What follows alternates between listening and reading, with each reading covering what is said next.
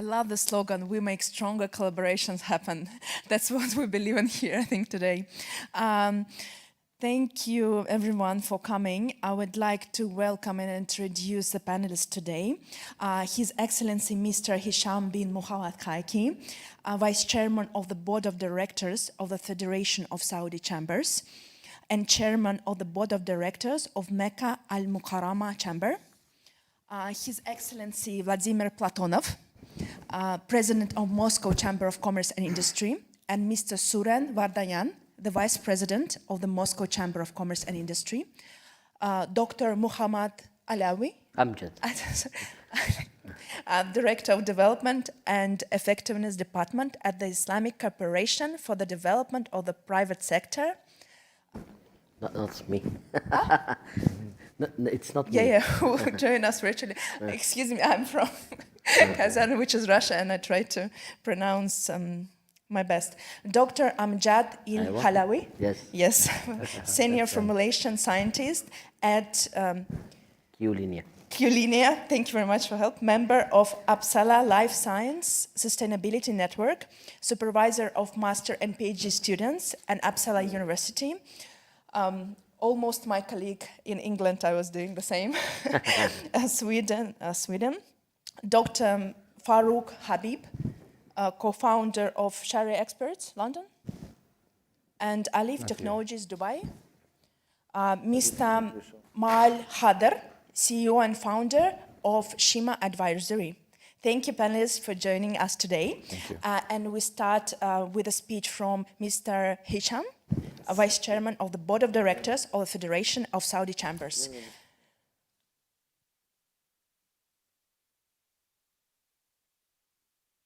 بسم الله الرحمن الرحيم.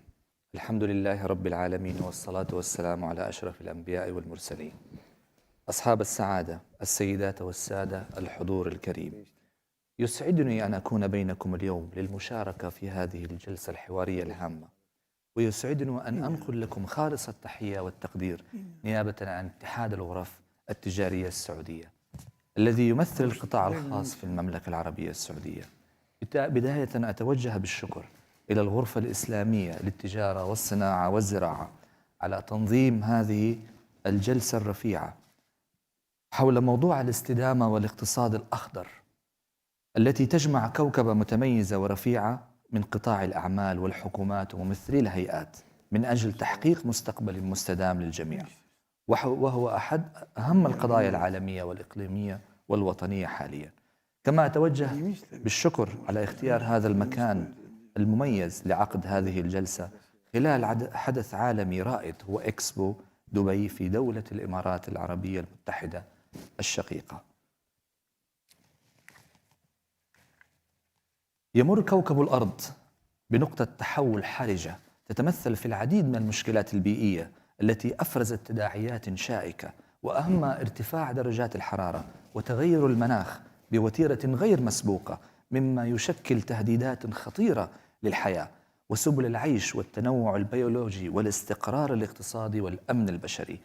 لذلك أصبحت الحاجة ماسة لحلول أكثر ابتكاراً في سياق التحول نحو القطاع الخاص تحديداً والمجتمع في إصلاح الأنظمة واللوائح وفي تخطيط وتنفيذ استثمارات استراتيجية وتطبيق مبادئ الاستدامة والاقتصاد الأخضر. تنطلق مواقف المملكة العربية السعودية ومبادراتها في مجال المناخ والمحافظة على البيئة من رؤية المملكة 2030، وتنهج المملكة باستمرار الالتزام تجاه العمل المناخي العالمي لحماية كوكب الأرض ودعم جهود المجتمع الدولي من أجل الحد من تداعيات تغير المناخ وتنوع جهود المملكة على كافة المستويات، المستوى الدولي والإقليمي والمستوى الوطني.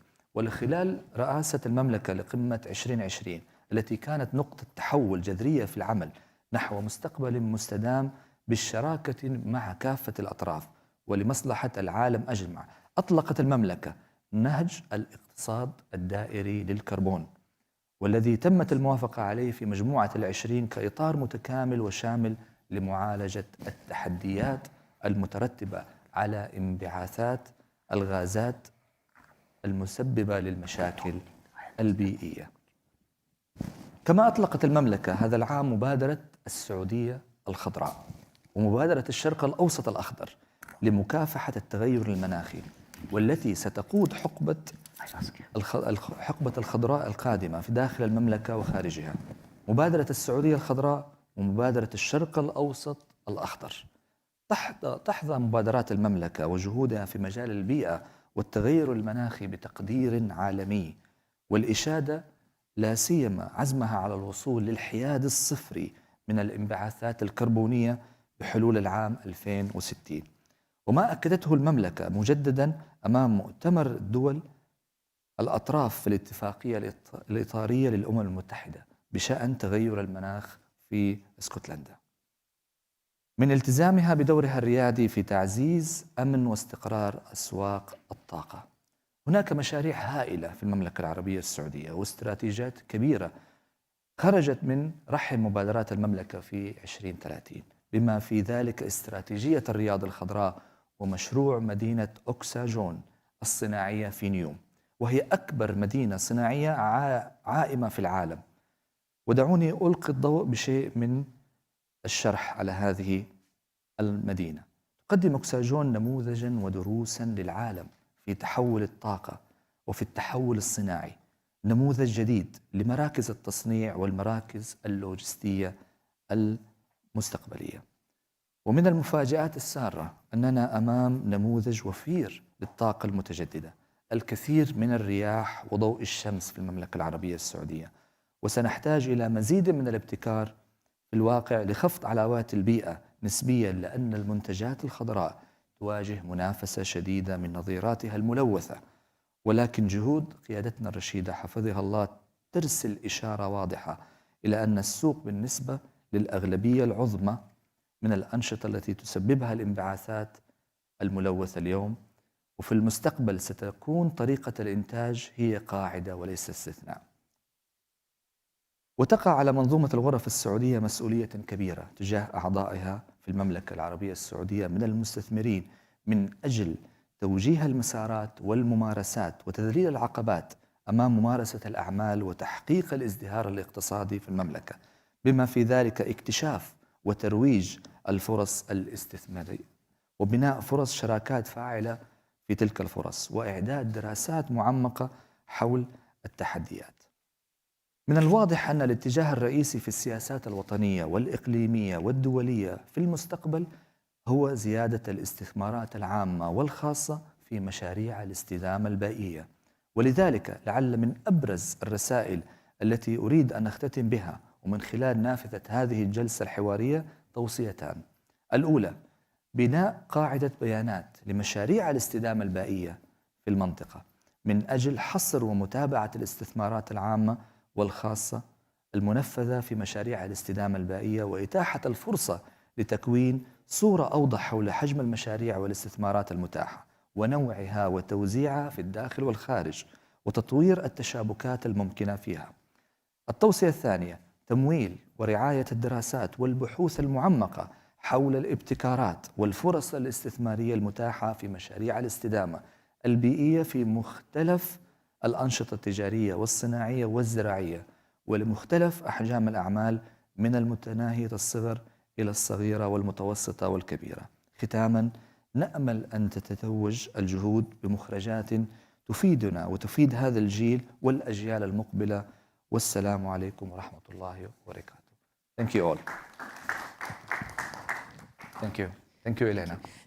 Thank you very much, His Excellency, for such an important and interesting welcoming speech. I would like to ask, is there anyone have questions now or any?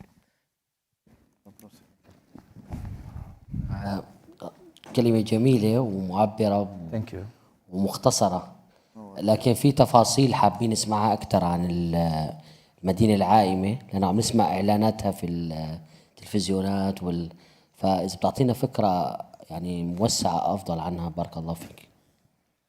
والله أنتم عارفين يعني الكل يعلم أن المملكة العربية السعودية اليوم مختلفة عن المملكة العربية السعودية في السابق.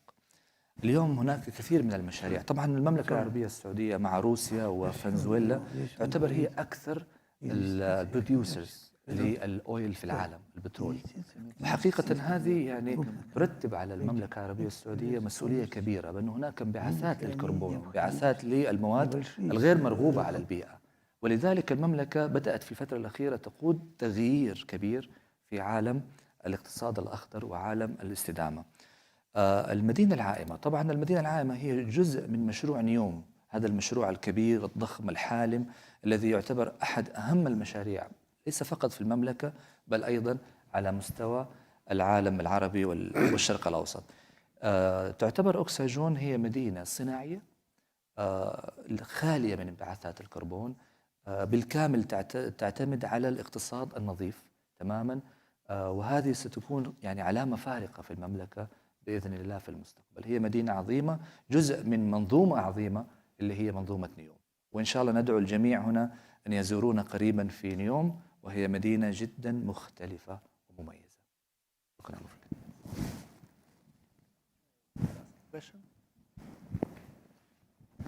Thank you very much for your interesting research and for your interesting report. We have one question. Yes. In your report, you have talked a lot about cooperation with huge companies. But what about cooperation and innovation from small and medium enterprises if they are concerning ecology or green industry?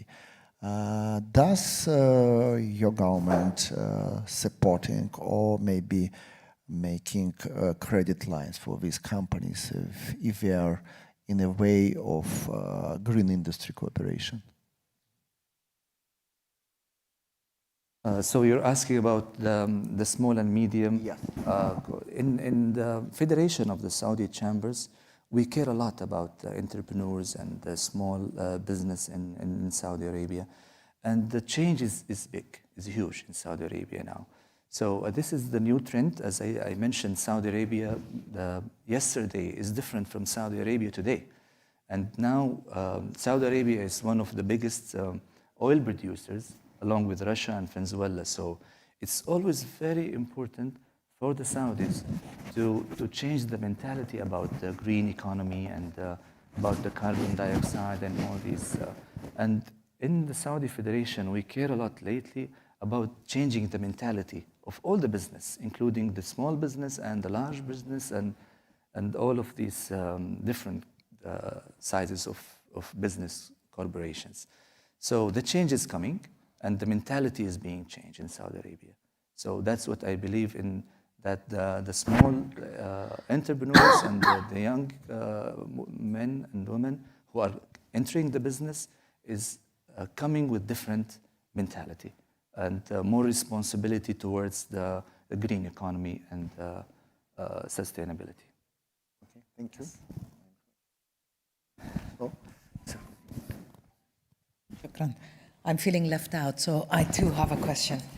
I know that Saudi Arabia is doing a lot of phenomenal work to encourage innovation and attract the new talent. I think I'd love to hear more about these initiatives, because you hear a lot of little things, and I'd like to hear it from your perspective.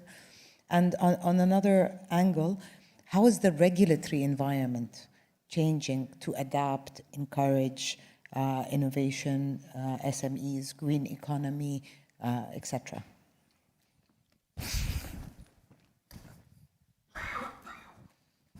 As I said earlier, Saudi Arabia today is different from Saudi Arabia yesterday. So the change is big. And now we have, as I mentioned earlier to my colleague here, Neom is a different city, is a new city in the north of Saudi Arabia. It adapts the green economy a lot. Saudi Arabia has been always one of the biggest oil producers in the world. And it feels now the responsibility of the environment more than before. So the change is big, and I invite you all to come to Saudi Arabia in the next few years. You will find a big change in Saudi Arabia, more awareness of the green economy and all this carbon dioxide and everything. So the change is big, and we believe that the future is going to be totally different regarding the green economy. Thank you That's very what I much. believe. Thank you. So, Very much for such an interesting comments. I was actually supposed to be in Saudi Arabia now with our president. yeah, the president is over there now. The president of Tatarstan Republic. Tatarstan is within Russia, but our head of region is also called the president. We are there now with the Chamber of Commerce. Our president of Chamber of Commerce is there, and also more than 70 businesses with all the government. So it's such an interesting topic, isn't it? Moving on to now Mr. Vladimir Platonov, the president of Moscow Chamber of Commerce and Industry. Please welcome to the stage. Я пошел с вами вместе.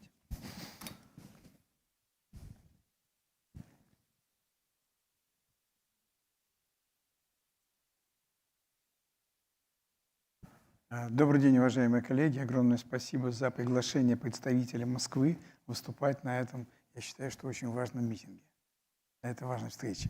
Good afternoon, dear colleagues. Very thankful for inviting us to make our report in this very important meeting. Любой город, любое государство развивается, можно это назвать в рамках устойчивого развития, но самый главный показатель, что это идет развитие ради людей, которые живут в этой стране, в этом городе. Every state, every city are developing in a sustainable way, but we are speaking that everything is doing for the people who are living in these states and these cities. Москва не является исключением, она тоже все много веков, которые она существует, она поступательно развивается и развивается в интересах граждан. Moscow is also developing in the interest of our citizens. Специфика Москвы заключается в том, что последние 30 лет в развитии города участвуют элементы рыночной экономики. Moscow's specialty is this last 30 years in Moscow economy development start to be a market economy. 30 лет назад государство взяло путь на построение рыночной экономики и создание предпринимательской среды. 30 years before our state, our country start to develop in a market economy way. Результат. В Москве сейчас работает более 1 200 000 предпринимателей во всех отраслях развития, во всех направлениях развития города. As a result, now in Moscow, 1,200,000 entrepreneurs, private entrepreneurs are working. Наверное, главный показатель поступления доходов от их деятельности. 25% доходной части бюджета идет от малого и среднего предпринимательства. I want to say one figure. More than 25% which are coming to the city's GDP is coming from small and medium enterprises.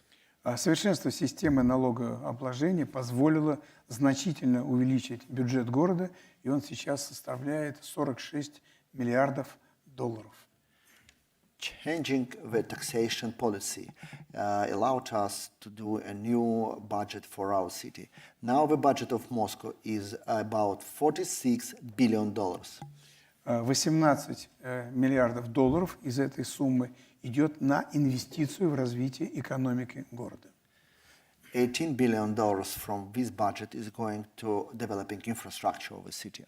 Результаты инвестирования таковы, что на 1 рубль, вложенный из бюджета, инвесторы, частные компании вкладывают 3 рубля.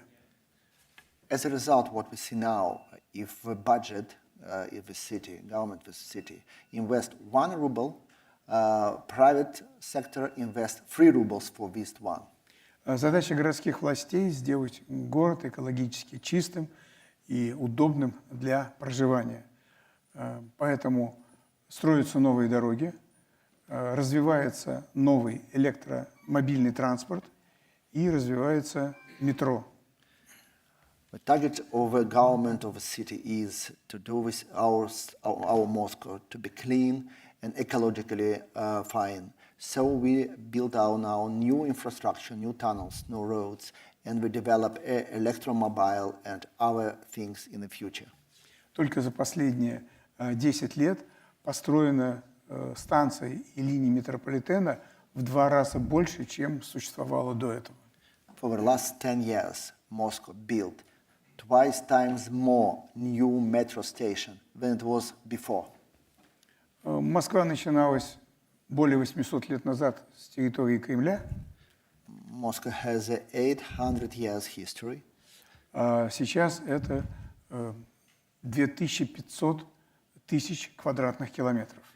It was only Kremlin before, but now it's 2,500 square kilometers. В 2012 году к Москве была присоединена территория в 1,5 раза превышающая ту, на которой Москва находилась. In the 2012 year, Moscow accepted a new territories. It started to be twice more.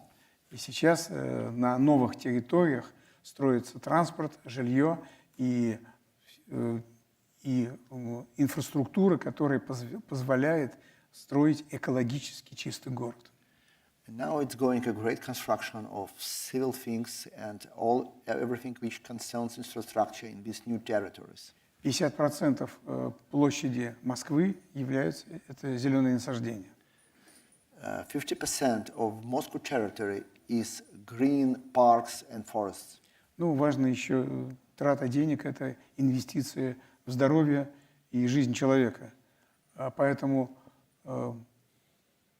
половина расходной части бюджета города Москвы идет на социальную помощь, социальную защиту населения. Moscow government pay a great attention for health care for the citizens. And more than 50% of the budget of Moscow is going for the social programs. Это медицина, образование, программа «Серебряный возраст» для пенсионеров специально. Они получают новые профессии и занимаются своим здоровьем активно.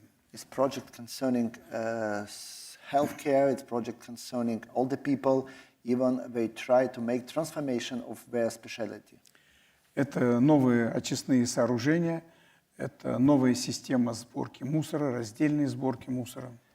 It's new system of pollution processing. It's new system of atmosphere cleaning. Everything is entering. Я не смогу все сегодня рассказать вам, поэтому я приглашаю вас в Москву, приезжайте, вы все увидите и порадуйтесь вместе с москвичами этим прекрасным изменением. I can't say you everything and display you how Moscow is developing. I inviting you to come Moscow and see it with your own eyes. Спасибо. Thank you very much. Thank you.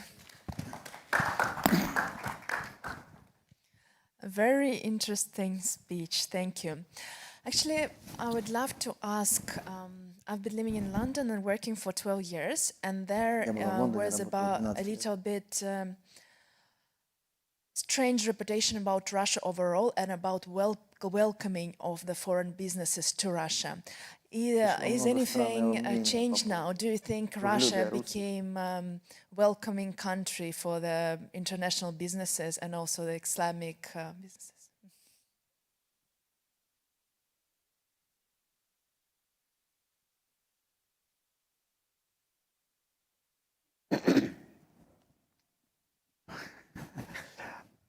Вы знаете, много различных мнений, и в том числе они тиражируются в средствах массовой информации. Как они появляются, мне не очень интересно. Я рассказал то, что реально происходит в Москве. И вот то, что происходит в Москве, это первое. You know that a lot of different ideas and a lot of different opinions are in media sphere. And how it becomes, Rumors, isn't it? Rumors, yeah? and how it becomes in the media, we don't know even, and it is not very interesting. Mr. Platonov told you what is really going at Moscow. Первое, то, что как изменилась Москва в рыночных условиях, первая заслуга предпринимателей, которые на свой риск, за свои деньги вот так меняют город Москву. The first point, that everything that is going now in Moscow, how Moscow is developing, is business development, is private companies' investment in developing the city.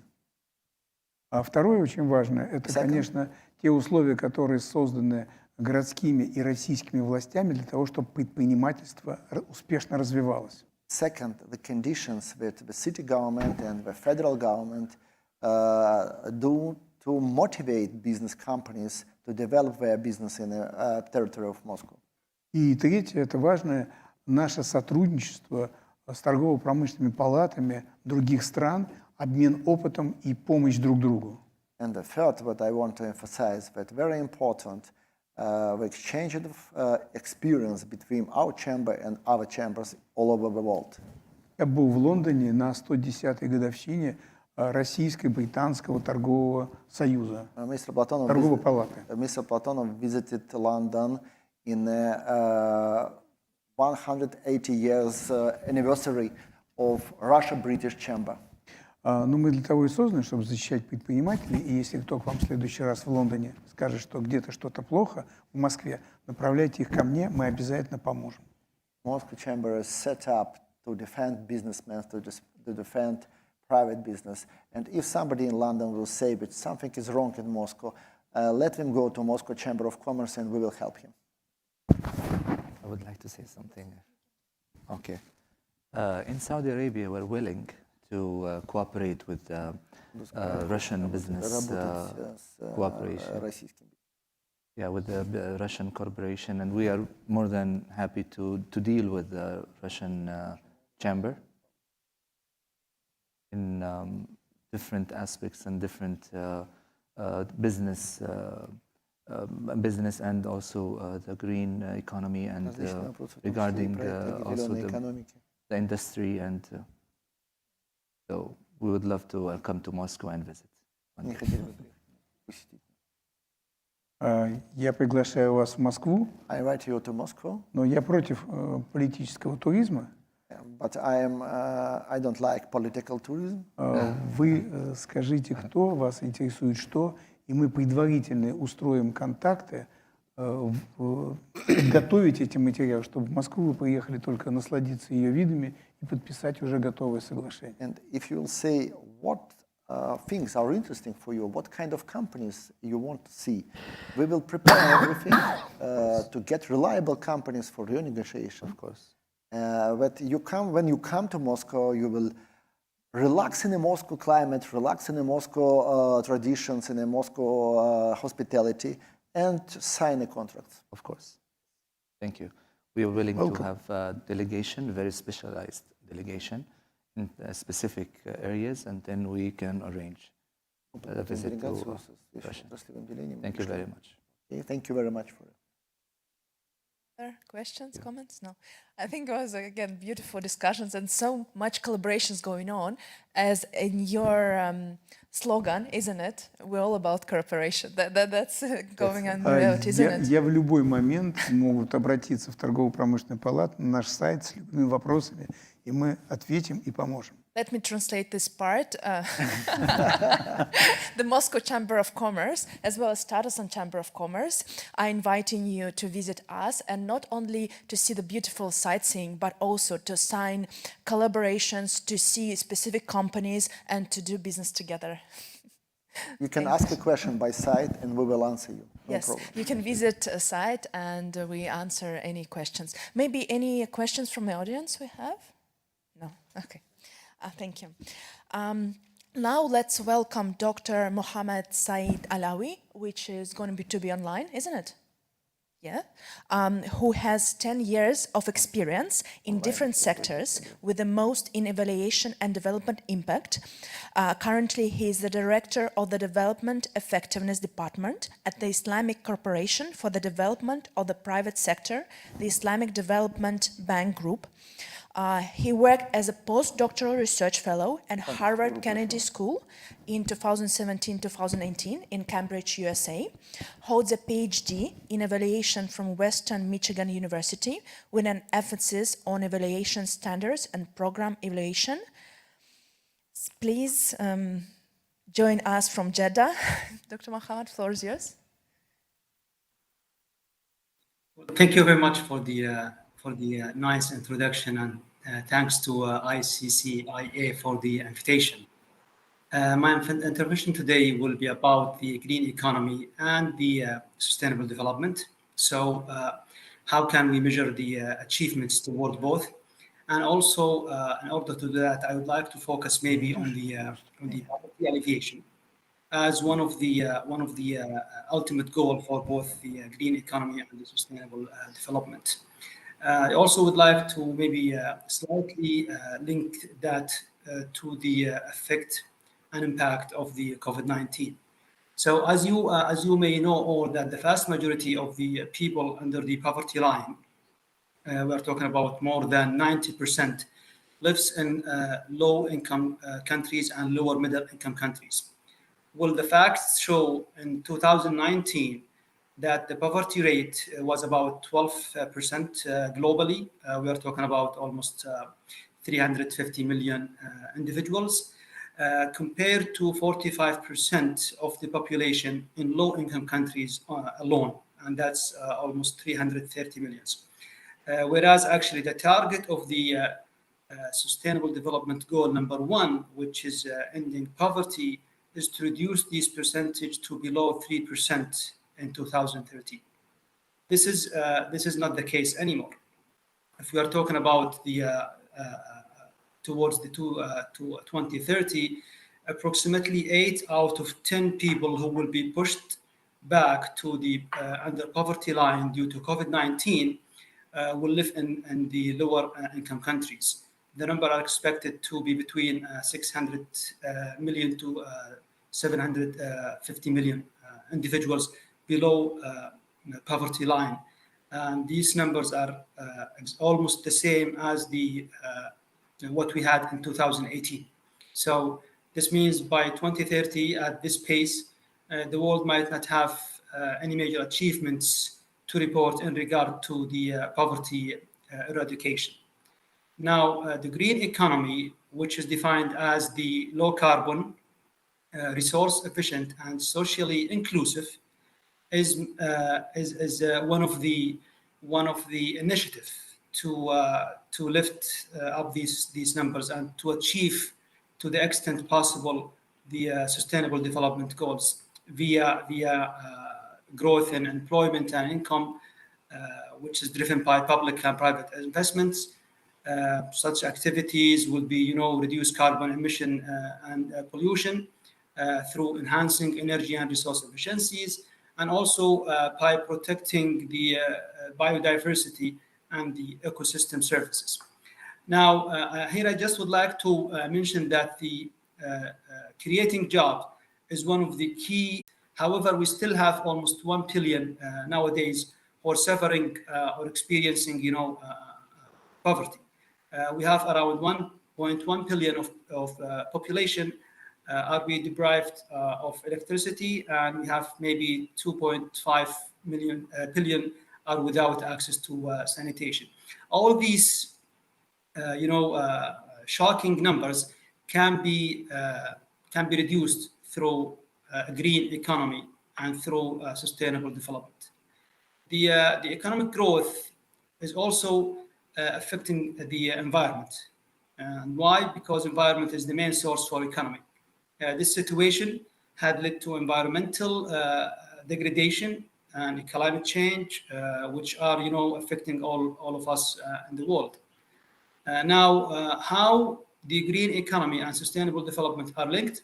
It's if we just look to the 3 main pillars that comprise the social sustainable development, which are economic, environmental, and social, we would notice that the green economy is one of the key notable area of actions under the sustainable development. We are talking about 25 targets, as I will mention later on. So we can say that the green economy has a correlative role with the implementation of sustainable development, which could revive the great economy, human well-being, and also the social equity, as well as substantially might decrease the environmental risk and ecological scarcities.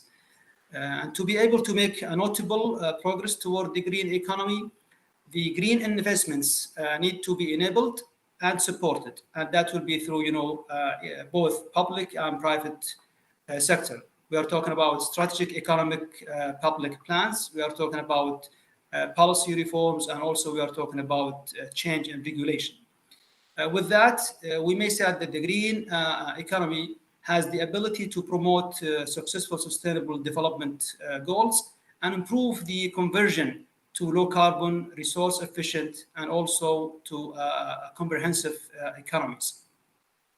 Now there has been a new initiative after the COVID-19, which called the SDG push. This initiative has 4 areas of actions with 48 targets. The first 3 areas of actions are the governance with 3 targets, social protection with 10 targets, and the digital disruption and innovation with 10 targets. But guess what? The 4th area of action is the green economy with 25 targets. That's more than 50% of all of the targets under this SDG push initiative. The SDG push shows strong potential in poorest countries in the world. If we take Afghanistan as an example, the SDG push might be able to reduce poverty by 15%, or what's equal to 7 million individuals in Afghanistan to be left out of poverty by 2030. All these promises, strategy, and actions need a robust and comprehensive monitoring and evaluation systems and tools to track and suggest corrective actions as needed. Fortunately, many initiatives has taken place in the international forum. At least the last several years, we have developed many proper indicators to evaluate the impact of global initiatives against their targets. We are talking about all the multilateral development institutions around the world working together in a different working groups to have indicators that can be linked to the green economy. We are talking again about this 3 main pillars under the green economy, which is the people and the environment, and also the economy. We are talking about indicators and targets. Most of the targets of the Sustainable Development Goals have been really not achieved at this point. The left is what we're talking about 8 years. So we are working on updating the targets, updating the initiatives that will lead us to reach the ultimate goals, and all that will be around people and planet. Thank you very much. Thank you very much for joining us from Jeddah and such an amazing speech. Do you have any questions? Yes. One question. As I understand, you are financing different projects, or like in a financial group. Do you have special criteria if the companies are realizing ecological projects? And do you have some priorities among business societies from different states? Or it's all included, or everything is the same despite the state from which the business is coming?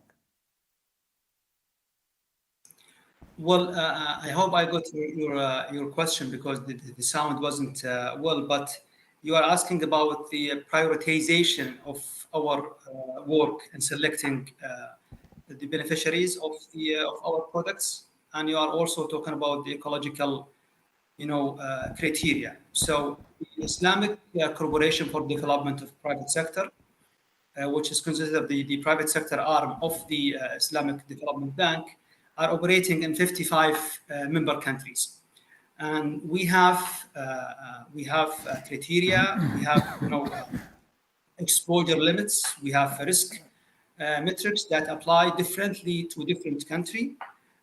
We are heavily involved in the financial services, but also we are doing advisory work. Now, all the concern about environment will come very soon as a mandatory by all the rating agencies. Now they are focusing on the ESG, the environmental, social, governance rating that will affect all the international financial institutions. So yes, we are really keen about the environment and all the related issue in that regard. We are focusing our investments on 3 main SDGs, one of which is the number 7, which is the clean energy, and that's also to support and help in the direction of the green economy.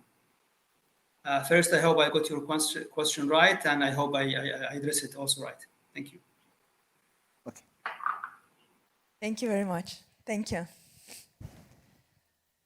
Moving to science and innovation, please welcome Dr. Amjad Il-Halawi, who is keen to provide innovation solutions to emerging formulation changes in the pharmaceutical industry. Currently, he works at Q-Linea in Uppsala as a senior scientist as the research department leading the chemistry group. Please welcome. Yeah, thank you very much for the invitation. I will talk to English. Yeah, most of them talking in English. I prepare to speak also in Arabic. I will take it in English.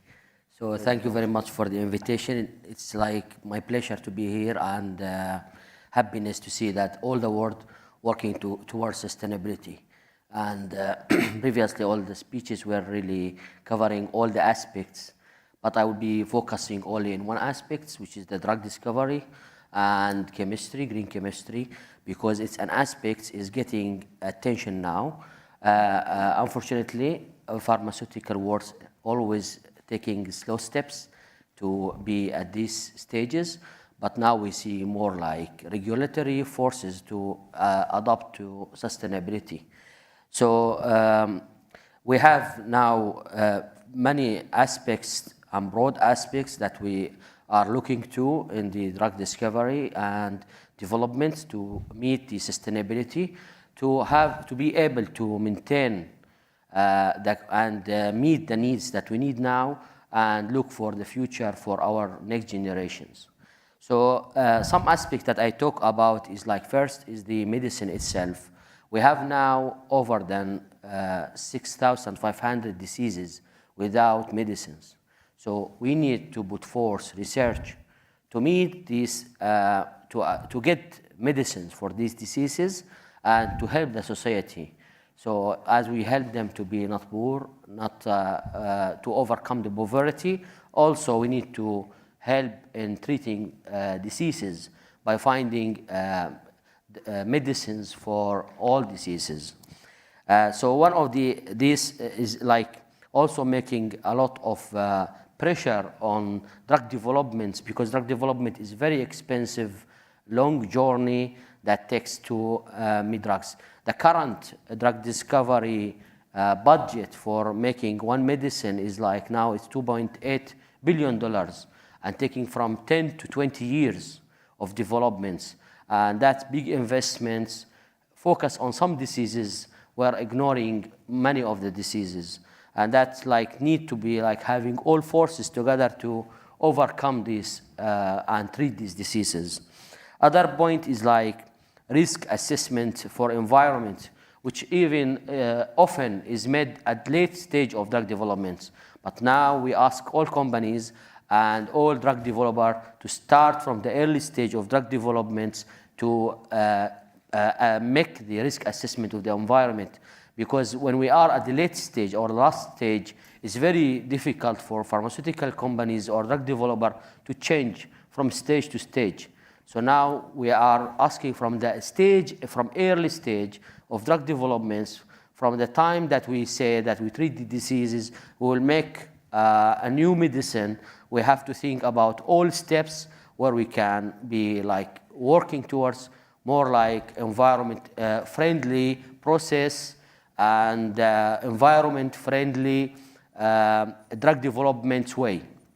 So environment risk assessment is needed and much welcomed now by many of the European companies to make it work. Also, the green chemistry is also an important aspect. We have to work with less chemicals because the drug itself is a poison when it's used at overdose, and we are producing thousands of tons of APIs and active ingredients every year, which all go to the waste because as metabolite, as drugs, and go to the sea, to the river. So we have to find a way to stop this or reduce this as much as we can, because we will see that effect long term. Also using bioinformatics and artificial intelligence to shorten the way and use big data for making the drug development faster, less expensive, and more efficient, which is need like very big cooperation between pharmaceutical companies and all aspects of development to have better models that we can use to shorten the way for drug developments. One of the also very important aspects, especially we are in the last day of the WHO antibiotic resistance awareness that every day they launch between 18th and 24th of November for fighting against the antimicrobial resistance, which is a big problem that we are facing. We don't want to reach to the point where we don't have antibiotic to treat next generations. And to meet this, we have to stop the random use of the antibiotics. And that's make responsibility for all parts, governmental parts, society, and even like ourselves. So everyone has to take the responsibility to fight the antibiotic resistance, and we should welcome the new technologies that now able to guide us to shorten the way. Our company Q-linea now introduced to the world a new technology that can help patients with sepsis.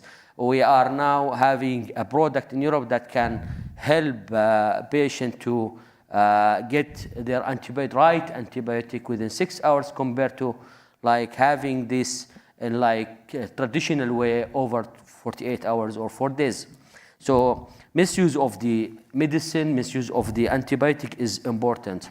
And as Mr. Hisham said, and it's very nice that he said this, that the support of the government to the research in the area of sustainability, which is very important, to let companies have first help by government to direct their business towards sustainability.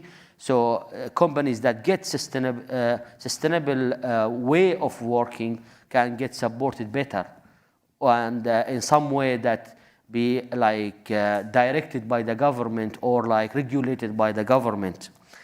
Another point is like interest in improving the quality, because always sustainability is part of quality. Because when you do quality product, you are also going with the steps and planned steps to approach your best product, which is a part of sustainability. So quality is always part of sustainability.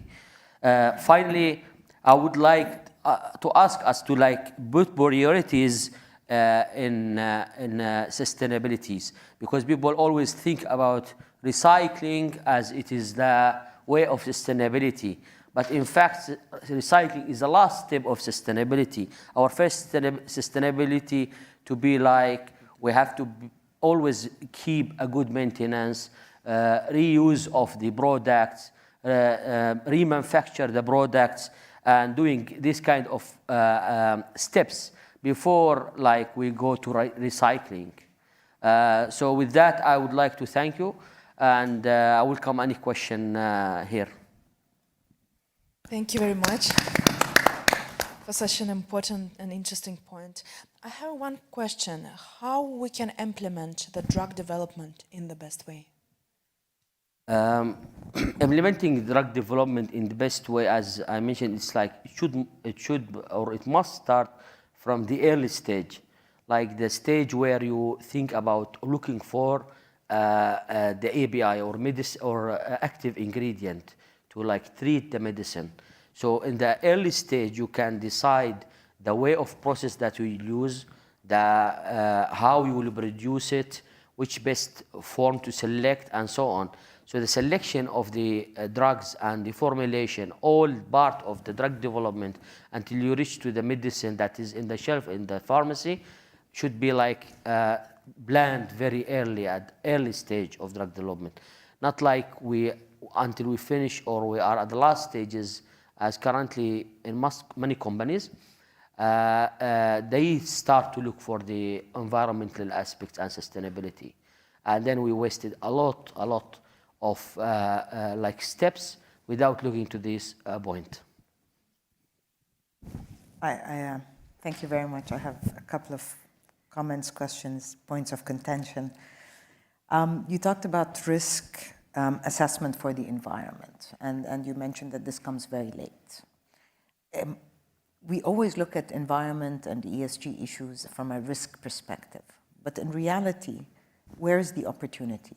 Because in parallel to every risk, there is an opportunity. Are we looking into that opportunity? Are we leveraging that opportunity? That's on the one side. And on the second side, you mentioned antibiotic use and being genetically able to benefit from antibiotics in the long term or for future generations. Is the health sector, and please excuse my ignorance, addressing the root causes? Why is there excessive use of antibiotics? Whether it's a need, overprescribed, lack of awareness, lack of education, is there anything being done about that to avoid the superbug or the antibiotic failure? It's a nice question. Thank you. Actually, sustainability also should be looked as it is not like true and false. It should be looked as better and worse. So always we have to look to the better way, because there is no defined way of like now to say that's good. There is always way to be better. So that's first aspect we have to like think about it. The other aspect of misusing of the antibiotic, I think there is many ways that we can say. Some is like it's forced. We are forced to use sometimes the antibiotics. For example, you get patients with sepsis, and they need time to like prescribe the right medicine until they get the diagnostic bacteria, and that time, and we could lose the patients. So doctors from experience, they try to prescribe from their experience some antibiotics, and that could be like a false prescription. Also, responsibilities, society, drugstores, I mean, that's also on us as people to take this responsibility. Also, government to put rules and strict rules for the misuse of the antibiotics. So it's like you can go it from all aspects. Sometimes you are forced to use it. Sometimes it's our responsibility to use it. But now with the, like developments, with new technologies, I think we see like better way and following the antibiotics, selecting the right antibiotics, the way we have to like go after, not like to be delaying on like using. Of course, there is a cost-effective way, but of course this is like a costly new technologies. So here that comes the aspect of development and help and cooperation, how we can like find way to help another countries that they need this also to treat their communities or society. So I think this is the aspect that all countries should work together towards this. Thank you. Thank you. Do you have any other questions or comments? No. Mali Hadar, who is CEO and founder of Shima Advisory. In 2011, Mali has been recognized as one of the top 100 thought leaders in Europe and the Middle East through trustworthy business behavior. Mali was recognized as a corporate governance rising star by Yale School of Management and is certified by New York and Jordanian Bar Association. Over the years, she has been a driving force in influencing the corporate culture of the region. She encourages behavior changes by building awareness towards sustainability, corporate governance, and corporate responsibility, and is in turn creating practices that affect the mindsets with organizations. Please, floor is yours. Thank you. Thank you very much. I'm very honored to be here amongst the esteemed speakers and for the invitation. I think it's about time that sustainability and Islamic finance and the Islamic Forum start talking, simply because sustainability, in my humble opinion, is embedded in our Islamic culture and our Islamic practices. So it shouldn't be a new thing. If you look at all the best practices coming out today about sustainability, they are integral to Islam. So I'm glad the world is catching up. As the moderator mentioned, I'm more focused on the private sector and what can the private sector do to undertake a sustainable transformation. Okay, let's start at the beginning. What is a sustainable transformation? Anybody have an idea? It's an open floor for discussion. Okay, so sustainable transformation is when organizations integrate environment, social governance into all their operations, i.e. they look through the lens of ESG. All right, it's not a silo practice. It's not an independent initiative. It's not something we do on the side, part-time, after work, an activity, a sponsorship. It's integral to the way we do business. We will never be sustainable and we will never be able to create value in the long term if we do not consider ESG in our operations. So what are companies doing about that? Not much, unfortunately. But one thing I want to highlight about sustainable transformation, this is a very important conversation.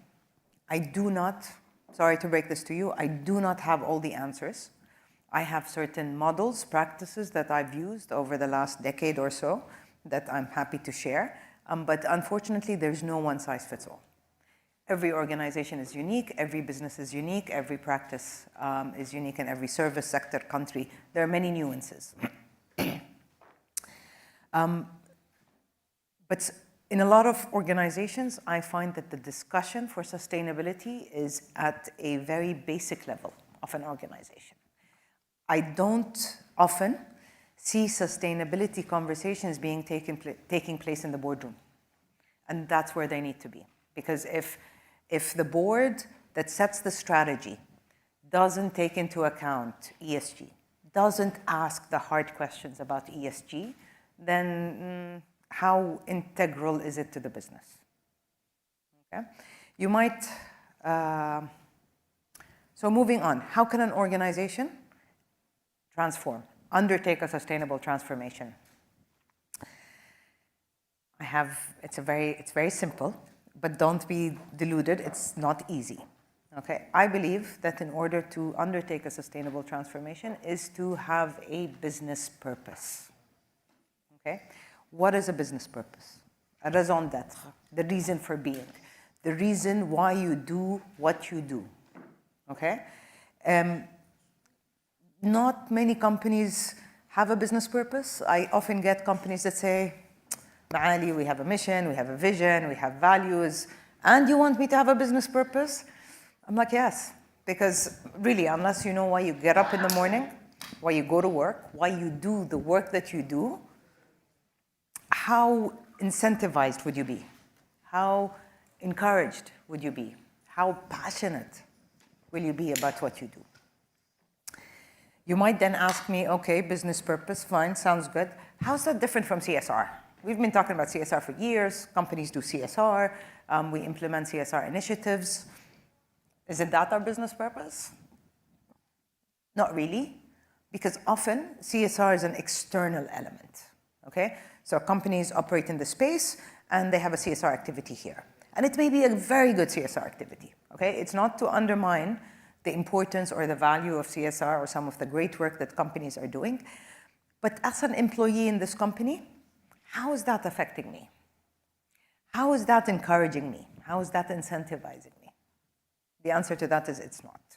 And employees are feeling the frustration of not being part of that, okay? One of the hardest things we find in implementing sustainability practices in organizations is employee buy-in, believe it or not. Yes, employees want more responsibilities. Yes, employees care, but they already have a full-time job. Now you're telling them to also do something extra for sustainability, and they don't know why. They don't feel the passion. They don't feel the value. They don't understand the purpose. Okay? So first step is to have to have a business purpose. Why is a business purpose so critical? From all the things I could have come up with, why is business purpose my number one advice to implement sustainable transformation? A business, statistically speaking, companies that have a business purpose outperform companies that don't. Okay? A business purpose helps drive improved financial performance, reduces environmental costs. When you have a purpose, it changes the way you operate. A couple of examples. So for example, Google has a business purpose, and don't quote me on it, but it's along the lines of collating information and making it readily available. Great, that's a good purpose. But the value of that purpose is that it influences everything else they do. So when you come up with an idea, they say, great idea. Is it aligned with my purpose? Yes? Great, let's try. This is a great idea, but it has nothing to do with my purpose. So, better luck somewhere else. We may not be the right partner for you. So I hope, does everybody believe that a business purpose is important? Or do I have some skeptics? Feel free to challenge, I don't bite. No? Okay. So what's a business purpose? Why a business purpose? How do you get a business purpose? And I can tell you this, I'd say 99% of the time, companies say, we have a business purpose. We're very clear on the business purpose. I'm like, great, I have an easy 3-step litmus test. So tell me your purpose. It's X. To become the industry leader, to sell the best product, to increase my market share. I say, okay, so what are your goals? What are your objectives? What are your short, medium, long-term objectives? To be an industry leader, to increase my share, to have a larger market share. I'm like, if your objectives and your purpose are the same, you're missing something. They should be different. A purpose statement does not change over time. A purpose statement survives the test of time. A strategy, mission, vision, all of these adapt as the world changes, as the organization changes, but your purpose statement really should not change. So first test, if you pass, you think you pass, fantastic. Let's go to the next step. How genuine are you about this business purpose? Okay? A lot of companies speak the talk, have lovely branding slogans, have lovely marketing statements, but their employees don't see it. An example of that is PayPal. Again, don't quote me on the specific purpose, but PayPal's purpose is to provide financial stability that's its purpose, to enable financial stability. Okay? And when they did a survey, they identified that for most of their employees, they don't have financial stability. So they're like, how can we exist to provide this, and our employees don't have it? Does that make sense? So they're like, okay, we need to do something about it. So they reconsidered all their operations, all their structures, all their training mechanisms, all their facilities to their employees. They even added an indicator of net disposable income per employee in order to monitor their performance and ensure that they deliver on their purpose. So challenge yourself, challenge your team, challenge your board, challenge your management, challenge your employees. Are you true to your purpose? If yes, good luck with that. You move on to the third step, third test. Are you measuring your transformation? Okay, and I heard colleagues speak about it earlier. How are you measuring your purpose? It's not just words. It's words that needs to be translated into an activity, an action, an impact. Are you measuring how you're impacting your people? Are you measuring how you're impacting your process? Are you measuring how this impacts your product? And what transformation are you creating as a result of that purpose? Because again, if it's just empty words, empty statements, then you need to go back to the drawing board. Okay? Now, if on the other hand you fail this litmus test and you need to go about in setting a business purpose, it's a challenge. I'm not going to lie to you. I'm not going to tell you it's easy peasy, here's 5 steps, do it, well done, checkbox. It doesn't work like that. These are emotions. These are resources. You need to dig deep into your organization, deep into your heritage, deep into your value chain. Engage your stakeholders to understand what is your business purpose, or what can your business purpose be. Okay? And once you decide what that business purpose, look at how it looks like throughout your organization. Because yes, a purpose statement is lovely, but the way it affects me as a board member will not be the same way it affects me as a management, will not be the same way it affects me as HR, will not be the same way it affects me as procurement. What does that business purpose translate to for these people? All right? Statistically, business purpose-led organizations outperform organizations that just do really good. All right? In P&G, their global marketing director said, okay, here are 10 of our brands. P&G has many brands. And let's assess how is a brand that's associated with a value, with a purpose, performance against a brand that's just there. 3 times better and faster. So, do you want to be a purpose-led organization or not? Do you want to have a purpose? It really goes back to each organization. But once you have that business purpose, it needs to translate throughout your organization. It needs to translate in everything you do. It cannot just be something the board talks about. It cannot just be something your employees talk about. It has to be translated through all the processes, through all the people, and through all the services. Now, another side test, I suppose, that you can run is, do your people understand your business purpose? Don't use big words. The board might have a business purpose that's quite complex, and the foreman, hi Siri, and the foreman downstairs has no idea what that business purpose means. Is that valuable? Is that what we need? Is that what we're looking for? Simple answer is no. Okay, so identify it, translate it, make sure everybody understands it. Okay? And then the rest will follow. Right? Business purpose creates value beyond financial metrics. So financial metrics are important. I'm not delusional. We need profit. But what about the triple bottom line? What are we measuring in terms of human value? So when I'm training my people, when I'm building my capacity, when I'm building those resources, that's a value. Maybe not only to my business, but to society, to community. I've elevated education, I've elevated awareness. Am I capturing that value? Am I reporting on that value? Which brings me to my final point. It's very difficult to talk about purpose without measuring or identifying ways to measure how that purpose affects, impacts your business, your performance, your people. Okay?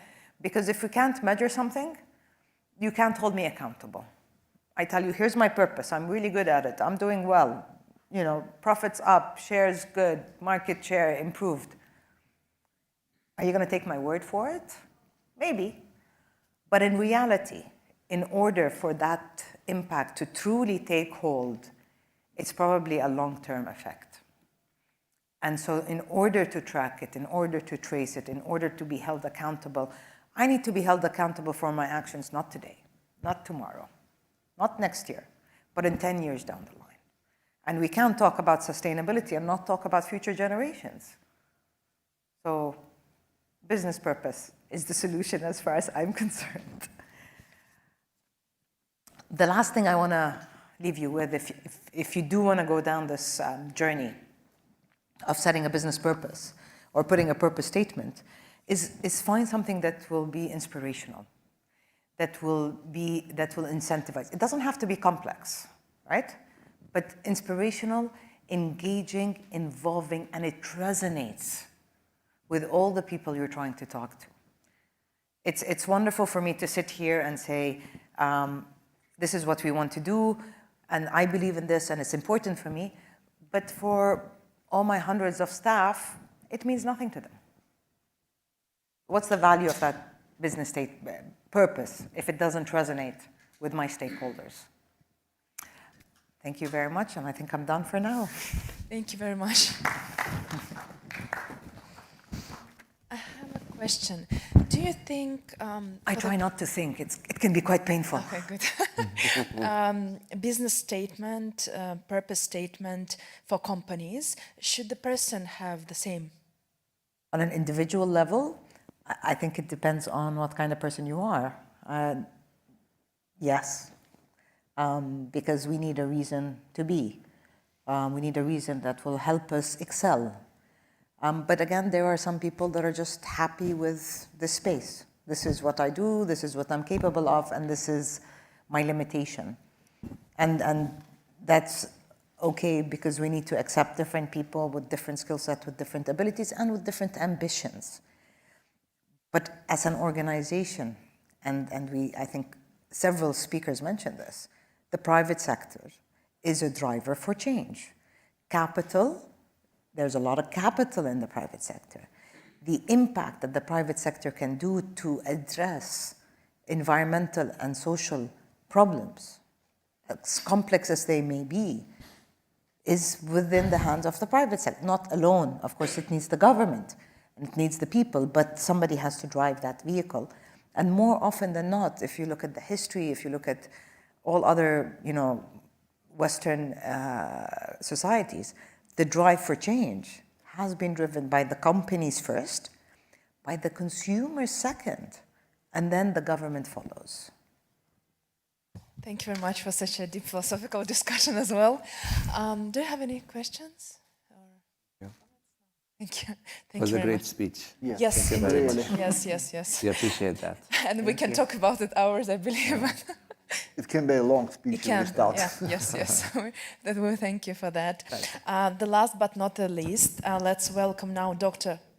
Farouk Habib, who is the co-founder and Sharia Experts, London, and Alif Technologies, Dubai. He's an expert in fintech, finance, and Sharia. He is an advisor, consultant, trainer, and product architect with a vast global experience of more than 8 years. He is involved in various projects under Islamic fintech and halal digital economy. He's also developed his own proprietary Sharia compliance screening criteria for crypto assets. He's also the editor and reviewer of various reputable academic journals. Thank you so much. First of all, I would like to apologize that my car actually got broke down, so I was late because of that. But thankful, I'm grateful that I was able to come here and attend this wonderful meeting. Thank you so much for having me here. I will be talking about Islamic finance and how it is contributing green financing, or is there any alignment of the objectives of green financing and sustainability? We have been actually reading a lot, listening to several people that Islamic finance is based on Sharia. But I will be just talking about three main things. So starting with the theoretical alignment, that how Islamic finance theoretically and conceptually aligned with the sustainability objectives and the green financing.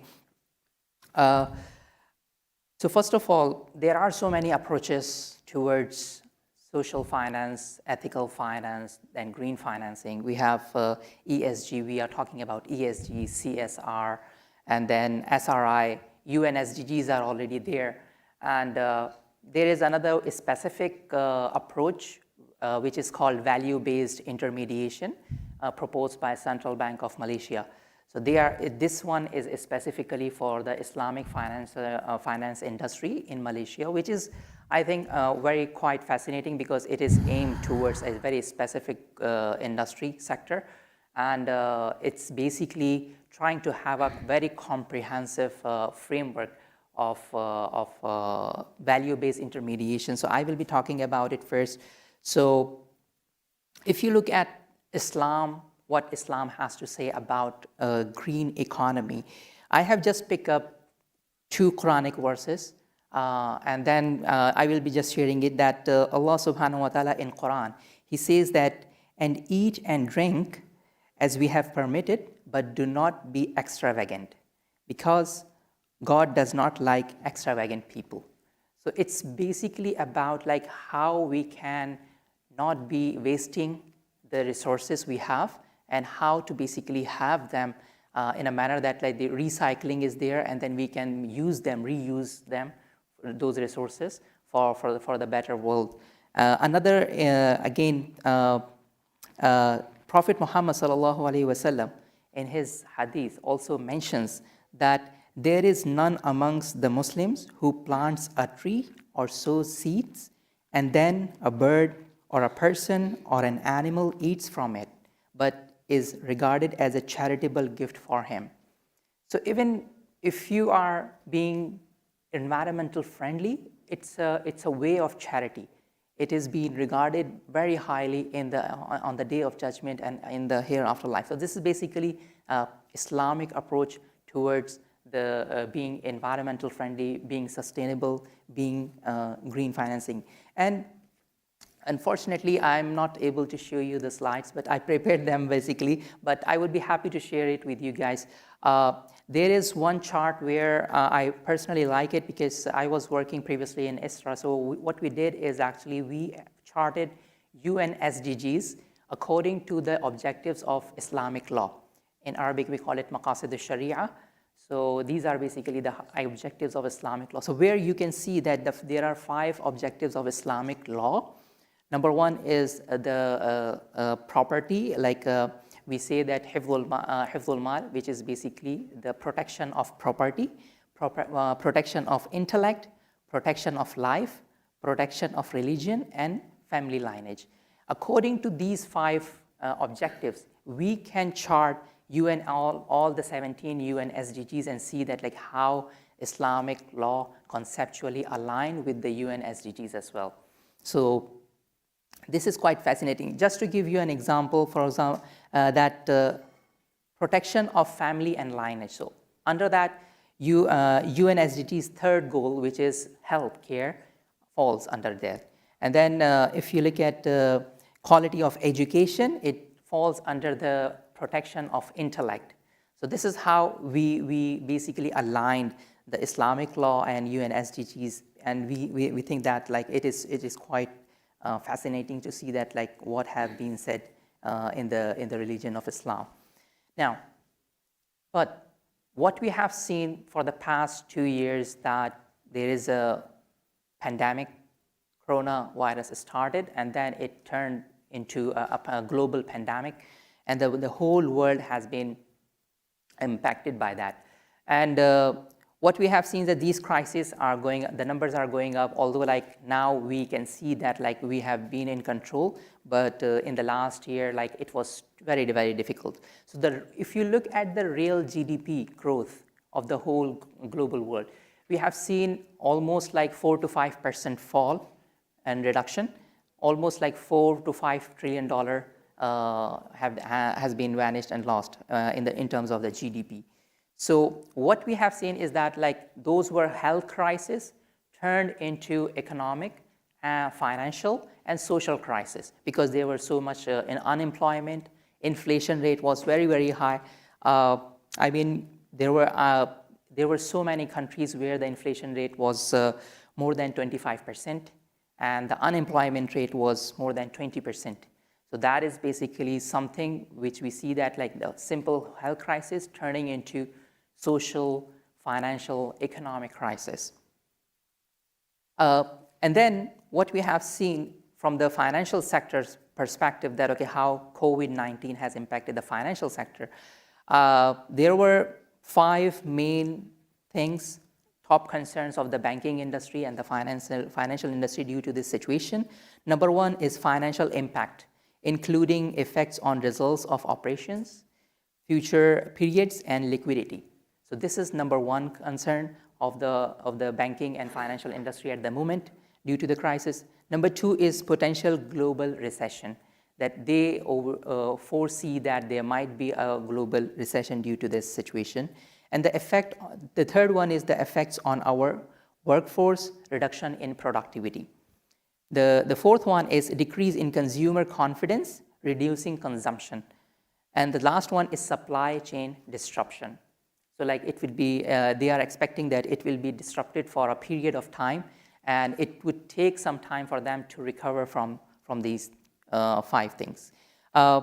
If you look at even Islamic finance industry in that sense, then you would find that Islamic finance industry had been showing a very strong growth before pandemic, but it has been a setback for the industry during the COVID crisis.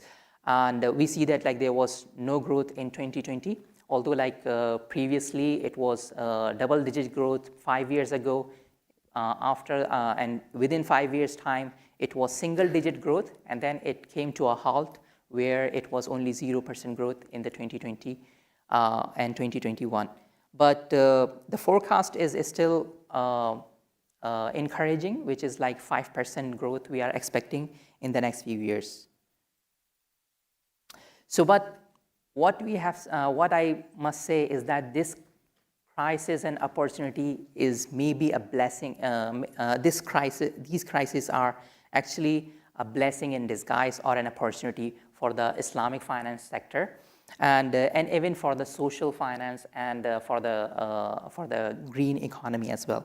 Because number 1 is like what we have seen is that there would be we expected that there will be a 5% growth again in the Islamic finance industry, and the most promising sectors within the Islamic economy, within the Islamic financial sector, are to social finance, number 1, and number 2 is impact investing or ESG. Why? It's because now you can understand the whole scenario that we are in the situation of pandemic, economic crisis. So there is more demand for the social impact investments and then green financing as well. So this is actually a very promising situation and an opportunity in disguise for the alignment of green economy. And in addition to that, I personally coming also from a background of technology, fintech. So what I have seen is that digital transformation previously was a luxury, was an option, but due to the pandemic, we have seen that this has to be done. Digitalization has been accelerated, and that can be used towards achieving more financial inclusion. I just give you an example and then I will just finish. For example, now from where we can start is like green sukuk are already in the market, SRI sukuks are already in the market, but we need more of them because in the next 5 years, researchers have estimated that there will be a huge potential and demand for such kind of Islamic financial instruments. Why? It's because you can understand that if you look at a conventional bond, so then you can only attract conventional investors. And if you have a green bond, then you can attract conventional investors plus green investors. But if you are having a sukuk, which is non-green sukuk, then conventional investors can come in and Islamic investors can come in. But if you have a green sukuk, then you can basically cover all the sectors and the groups of investors. For example, Islamic investors, green investors, conventional investors, etc. And then there is a huge framework now have been proposed by some of the regulators. And I think that we need to make it more comprehensive in the sense that utilization of proceeds, we need to take into account under this instrument that what would be this, like utilize only for eligible SRI project, CSR project, etc.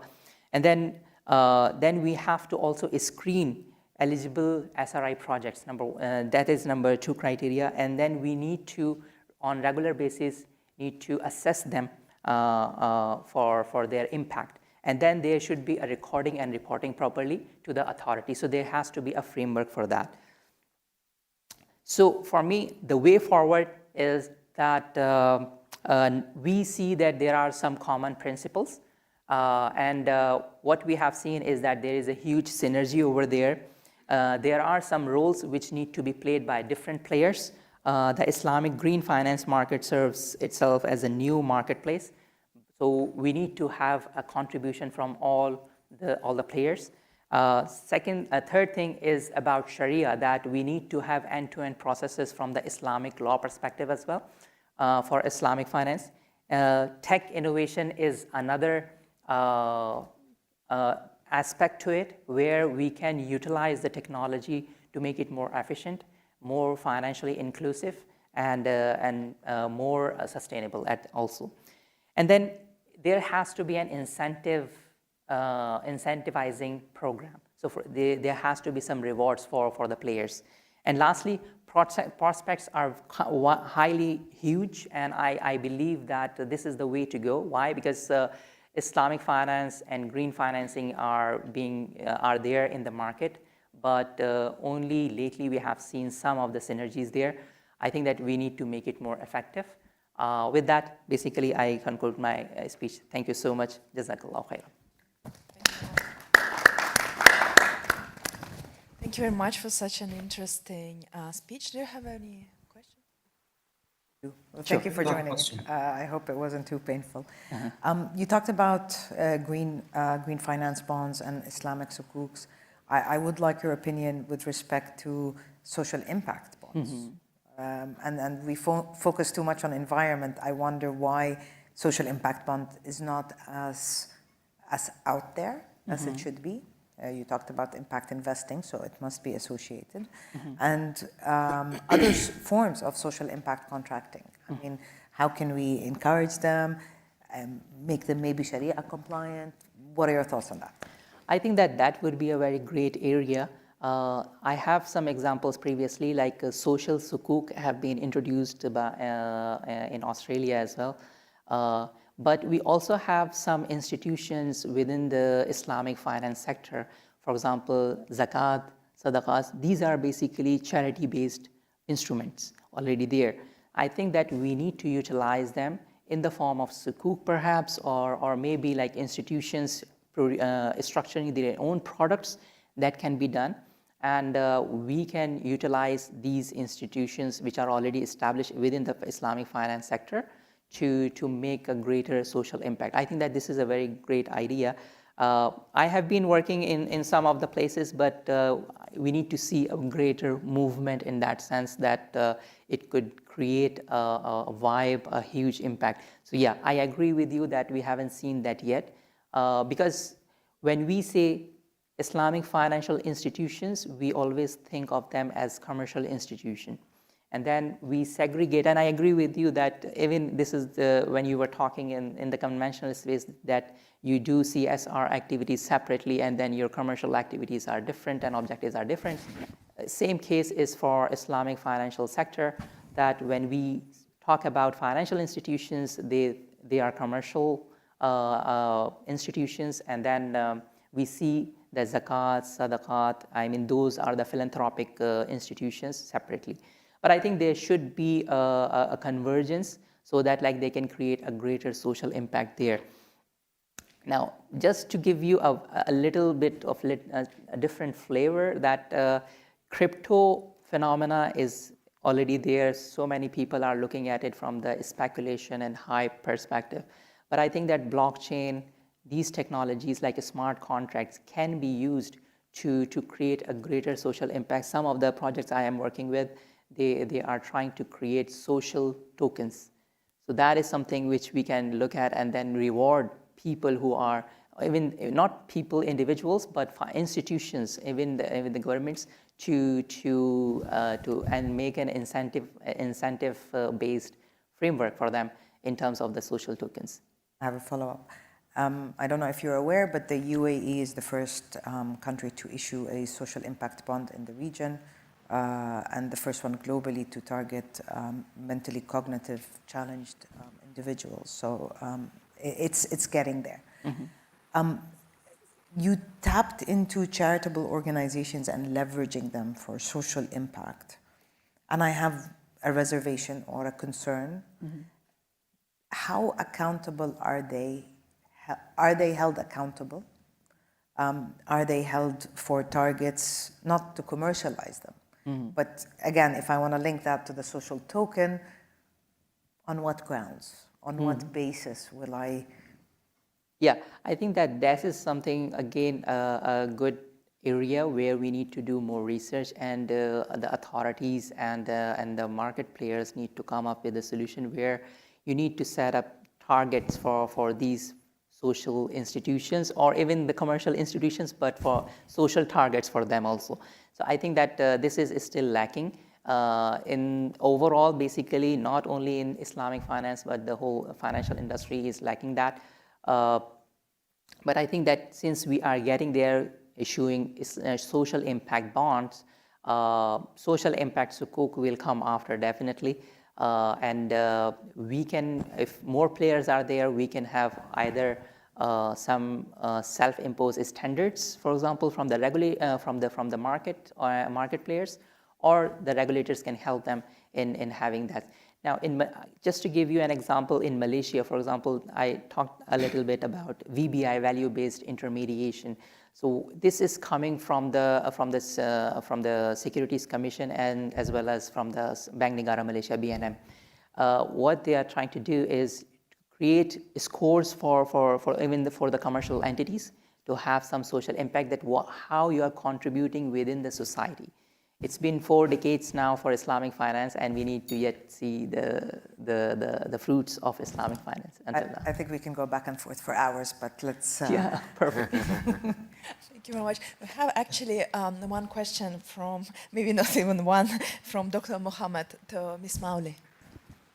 Go ahead, sir. Yeah, thank you very much. You're right. It's more than one. I was disconnected towards the end of Maali presentation. So for Maali, I would just like to ask her very shortly to maybe clarify, when we are talking about business purposes, are we talking about visions? And if not, what are the differences between both? And also would like to comment on the social, enterprises being accountable. This discussion. I think if we consider Awqaf as one of the social, businesses, Awqaf have been, in the field of finance since 1400 years ago, and now we are conducting many studies towards Awqaf and how can we link it to the Sustainable Development Goals. One of the challenges that we found is actually the strategy.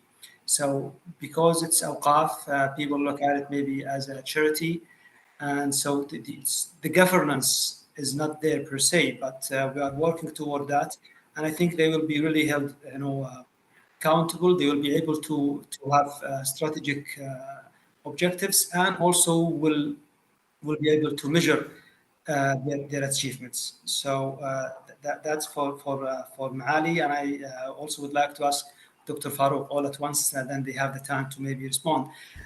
It's very interesting that Maali was talking about the social impact, not social impact, or the what they call social impact sukuk.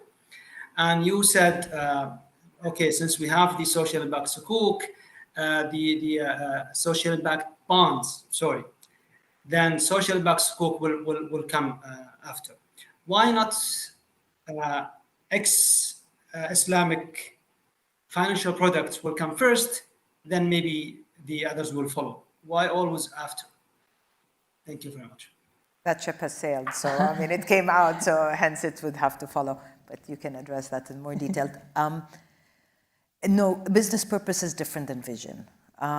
Vision is a long-term, where do I see this organization in 10, 15 years? It is not why I'm doing what I'm doing. Essentially, it is, every organization has social, environmental, and economic impact. How are you influencing any of these by doing this business? This company exists to do what? To use plastic? To generate plastic? Or to, for example, if I think of water bottles, or to nourish or enable access or mobilize accessibility to liquid? The activity is the same, but the purpose is different. There has to be, how am I trying to impact the society, the environment, by doing what I'm doing? So fundamentally different. I'm not too sure I understood your second question.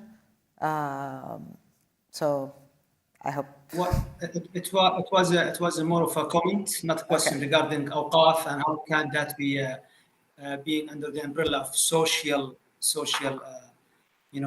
activities. So I'm just giving you a hope that we are going that direction in regard of helping the social corporate to have strategic objectives to be aligned with the environmental criteria, and also measure what they are doing. Music to my ears.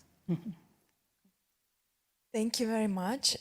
Do you have other final comments or any questions? I had a question to Dr. Farouk, so maybe yes, he will. okay. Sorry for that. Yeah, so your question was that since social impact bond was issued earlier than social impact sukuk, and why it is this trend that why the Islamic financial instruments are coming after. So yeah, I think that it's basically not exactly the issue of order or sequence, but rather than mindset. It's because if you look at the whole Islamic financial industry itself, so what we are doing is actually we see the demand and supply from the conventional side first, and then offer to the same market the Islamic instruments or products or services. That has been the trend until now. And I'm trying to basically break this trend by saying that, okay, we have to come from the Islamic financial industry, has to innovate, has to think proactively and come up with the solutions from in the social aspect side, in the green financing, green economy, and then also CSR and et cetera. So all these areas should be covered by Islamic finance. I agree with you first and foremost. But what we have seen is that although social aspect of Islamic finance is still there, but it has been again treated differently, and the sukuks were not have been popularized by the financial institutions themselves. So I think this is what we need to do, is that that encourage the convergence between the commercial institutions and the social institutions. Thank you very much. Thank you very much, all the speakers, our questions, and audience and online audience. Also, I'd like to thank our sponsor for ICCIA activities, Al Baraka Forum for Islamic Economy, and make announcement that ICC is organizing a digital transformation workshop on November 26th from 3 to 5 p.m. and on November 27th from 7 to 9 p.m. in the same audience. And also I'd like to invite speakers for a photo together. Thank you very much, everyone. Thank you. Thank you for coming. Thank you. Thank you so much.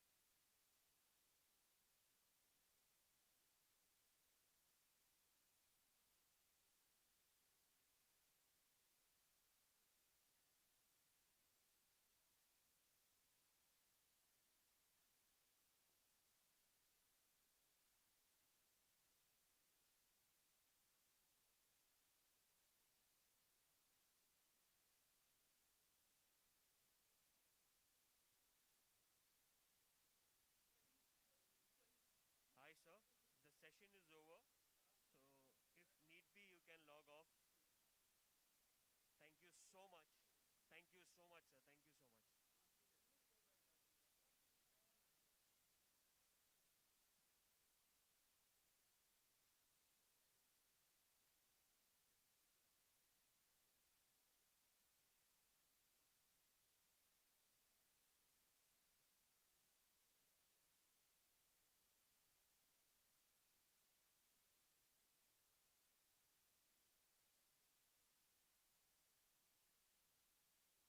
Thank you so much.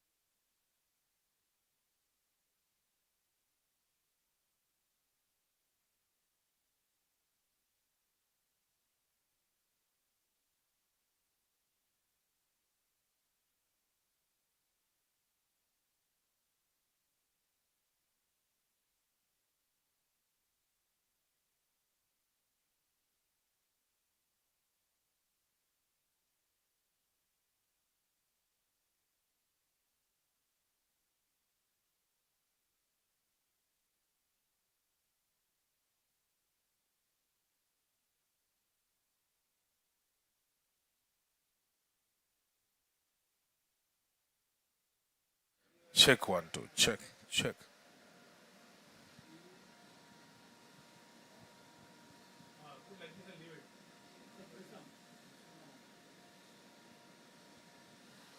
Easy, the glass